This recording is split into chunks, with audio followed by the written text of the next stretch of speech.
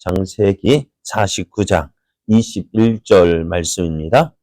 납달리는 노인 암사슴이라 아름다운 소리를 바라는도다. 아멘. 할렐루야.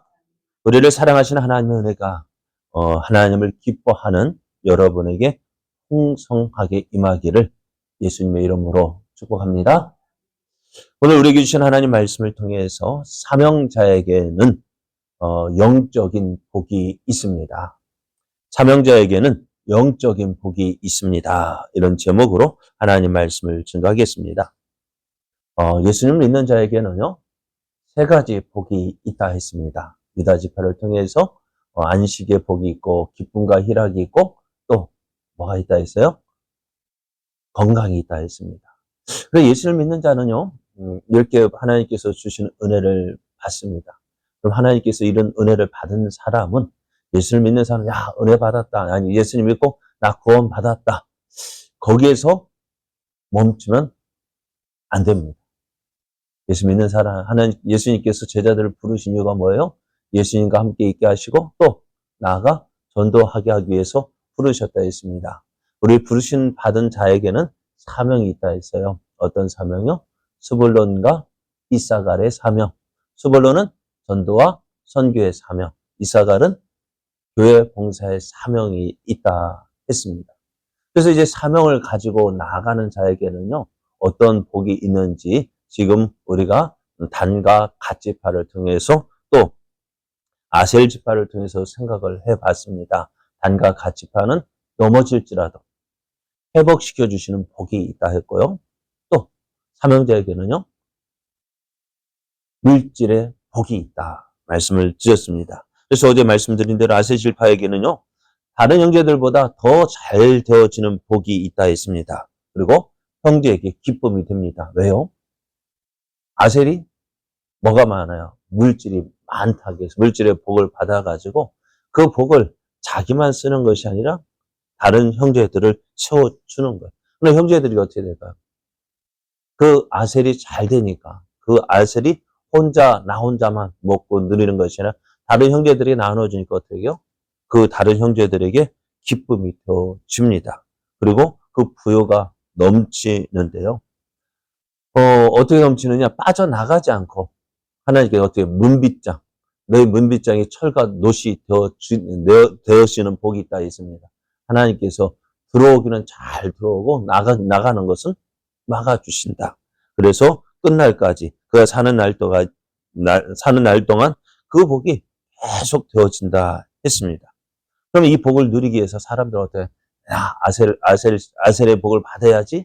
이 아셀의 복을 받기 위해서 땀 흘리는 것이 복이 아니에요. 복은요, 주시는 거예요. 그럼 어떻게 이 아셀의 복을 받을까요? 내게 주신 사명을 감당할 때요.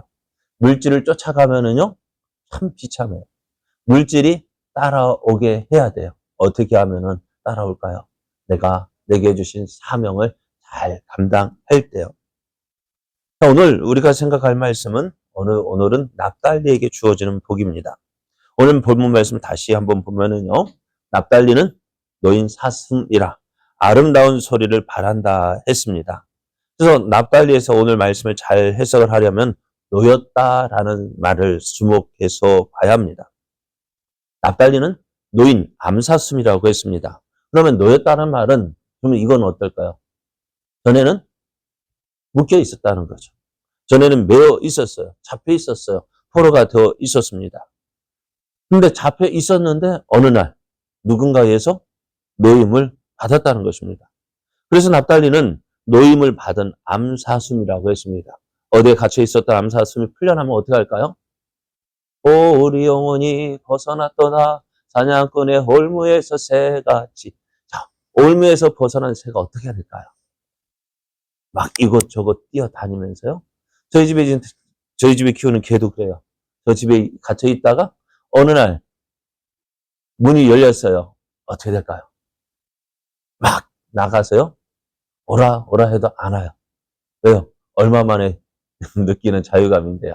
그래가지고 다 자기 그 만족을 푼 다음에, 그 묶였던 그것이 푼 다음에 와요. 얼마나 좋을까요? 그래서 이제 학생들 방학이다 하면 어떻게 될까요? 또 졸업이다 하면 어떨까요? 너무너무 좋죠. 해방감? 또 군인, 그거 모를거려? 예비군 마크 딱 갈고 나올 때 그 만족감, 그 기쁨, 이를 말할 수가 없습니다. 그래서 어디에 갇혀 있다가 풀려났을 때 그 기쁨.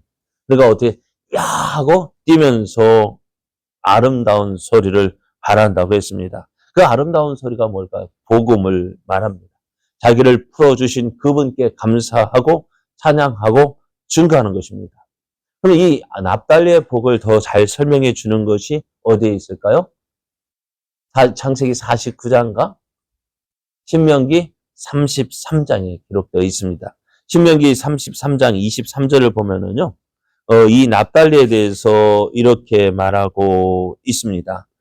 신명기 33장 23, 납달리에 대하여는 일러스되 은혜가 풍성하고 여호와의 복이 가득한 납달리여 너는 서쪽과 남쪽을 차지하라고 말씀합니다.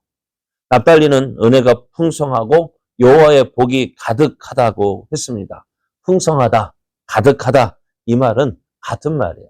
성경 읽다 보면 비슷한 말이 나오죠. 구하라 그리하면 주실 것이요 찾으라 그러면 문을 두드리라 그러면 너에게 이 똑같은 말이 반복되어져요. 왜 그럴까요? 강조하는 거예요. 오늘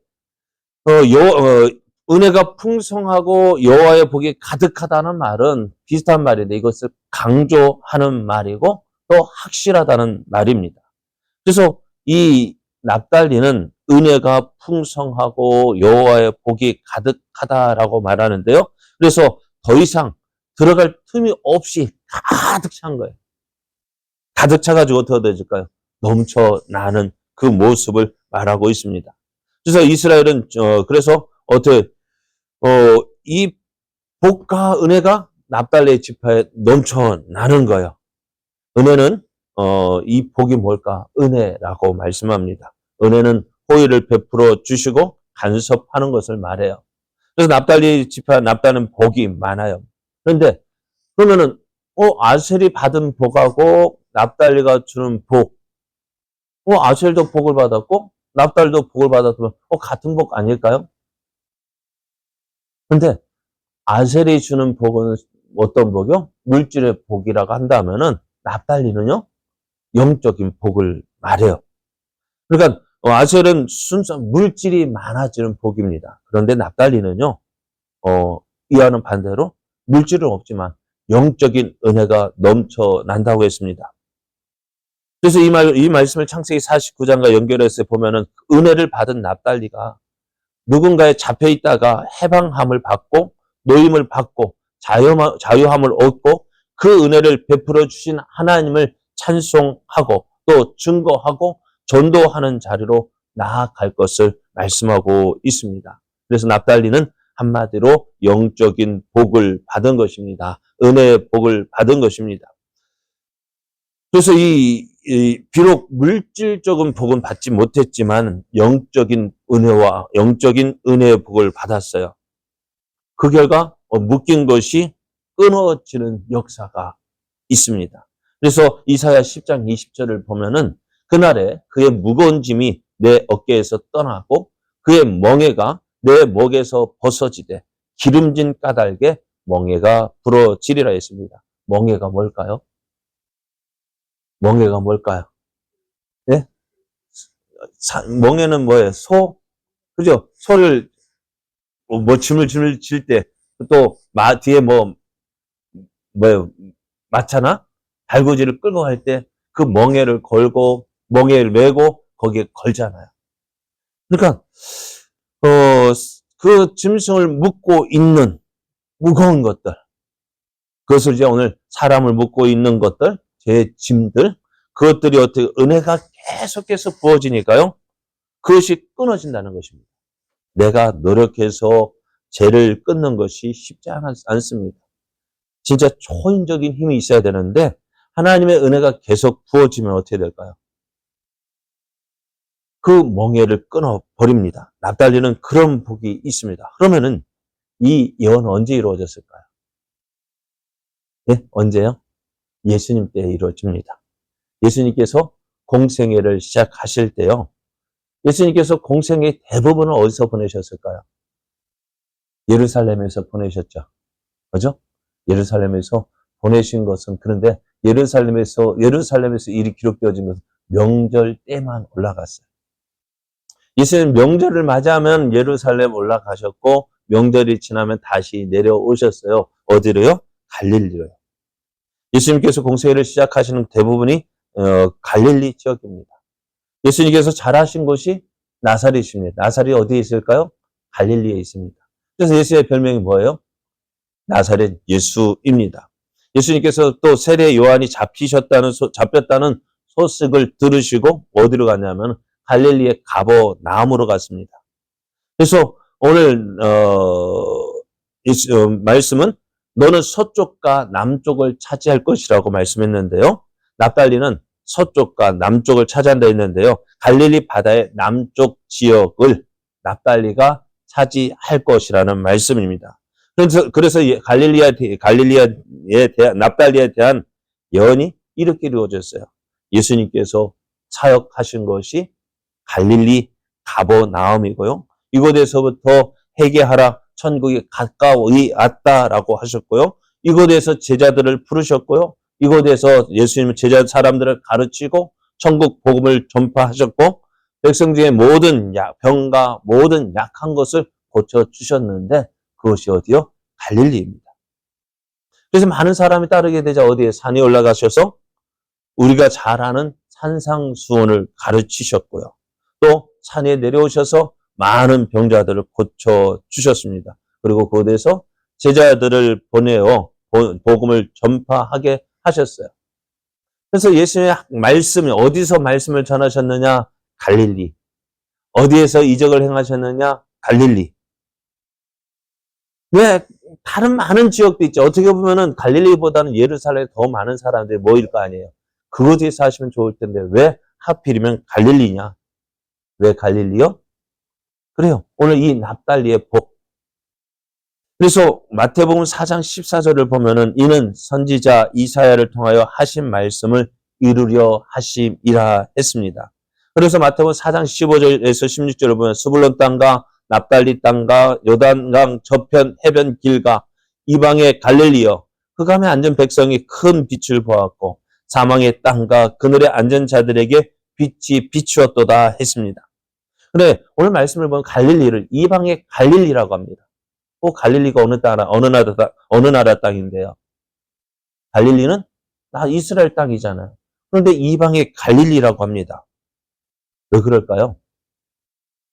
이 지역은 옛날에 이스라엘이요. 아수르에 의해서 멸망을 당합니다. 북이스라엘이요. 그래서 아수르는 그 지역의 사람을 다 포로로 잡아가고요.